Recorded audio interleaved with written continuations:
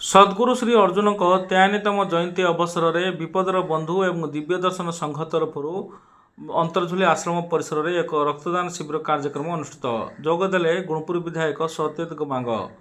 रायगढ़ जिला रामनागुड़ा ब्लॉक गुमुड़ा वंशधारा नदी कूले अंतरझुली दिव्य दर्शन आश्रम परिसर में आज गुरुदेव को 53तम जन्म जयंती पालन कर अवसर में विपदर बंधु एवं दिव्य दर्शन संघर समस्त सदस्य माने उपस्थित रही गुरुंकर 53तम जयंती अवसर में एठारे 53 यूनिट रक्त संग्रहित लक्ष्य रखा जाइतिला। एही कार्यक्रम में गुणपुर विधायक सत्येत गमांग, कोरापुट सांसद प्रतिनिधि एम सुरेश कुमार मध्य जोग देइथिले। गुरुंकर फोटोचित्र रे पुष्पमाल्य एवं प्रदीप प्रज्वलन करथिले। तेबे रक्तदाता माननकु एमाने अतिथि माने जोग देई समानकु उत्साहित करथिले। एही कार्यक्रम में दिव्य दर्शन संघ एवं विपदर बंधु ओडिशा शाखार पदमपुर अंचल समस्त सदस्य माने उपस्थित रही उपस्थित रही रक्तदाता मानक उत्साहित करथिले।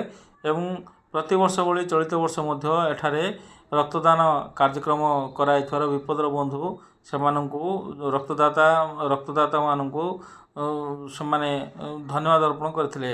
एवं जो माने एठारे रक्तदान करचंदी विपदर बंधुर सदस्य माने मध्य प्रति वर्ष भली चलित वर्ष यही जयंती रे योगदान करथांती एवं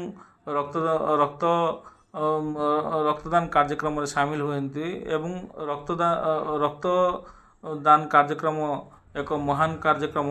एथिरे जो माने शामिल होइचंती गुरुंकर निर्देश रे शामिल होइतबा सूचना मिलची। तबे यही अवसर में एठारे गुणपुर विधायक सत्येत गमांग उपस्थित रही एवं समस्त रक्तदाता माननकु एठारे उत्साहित करथिले एवं सेमानक सहित मध्य यही पुण्य काम करथिबारु सेमानकु धन्यवाद देइथिले।